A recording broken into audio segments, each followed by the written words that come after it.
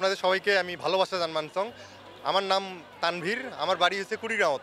আমরা কুড়িগ্রাম অঞ্চলের মানুষ। এই যে আজকে আমার দিন, এটা হচ্ছে আমাদের মায়ের ভাষার দিন। আমরা আমাদের যে ছাত্র সন্তানরা আছে তারা সবাই জীবন দিছিল, তাদের রক্ত দিছিল এই বাংলা ভাষায়। আমরা যে বাংলা ভাষাতে আও করবে পাবানছি, এই আও করার জন্য তারা জীবন দিছিল। তো এই দিনটা আমরা আজকে সবাই মিলে এখানে আসছি, তো এটা আমাদের জন্য ভালো লাগছে আর কি। হ্যাঁ, ফুল দিস। আজকে খুব ভালো লাগছে। বাংলা আমাদের মাতৃভাষা। আমরা বাংলায় কথা বলতে স্বাচ্ছন্দ্য বোধ করি। বাংলায় কথা বললে আমরা আমাদের মনের ভাব সুন্দর করে প্রকাশ করতে পারি এবং বাংলার মাধ্যমেই প্রকাশ করতে পারি, যেটা অন্য কোনো ভাষা আমরা ঠিকভাবে পারি না। আমার চিটাগংয়ের ভাষাটা খুব ভালো লাগে।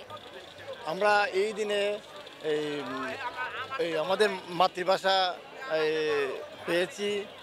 আজকে মাতৃভাষা দিবস। আজকে 21শে ফেব্রুয়ারি আমাদের ভাষা দিবস।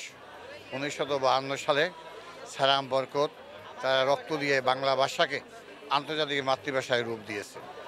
আমরা তার পরবর্তী প্রজন্ম এবং আমরাও 1952-এর ভাষা আন্দোলনের পথ ধরে 1962-র শিক্ষা আন্দোলন, 69-এর গণঅভ্যুত্থান, 70-এর নির্বাচন এবং 1971-এর মহান মুক্তিযুদ্ধের একজন সৈনিক হিসাবে আমি আজকের এই বইমেলায় উপস্থিত হয়েছি। যেহেতু এটা আমাদের মাতৃভাষা দিবস, এই ভাষাটা হচ্ছে আমাদের তরুণের জন্য, সবার জন্য একটা পাওয়া।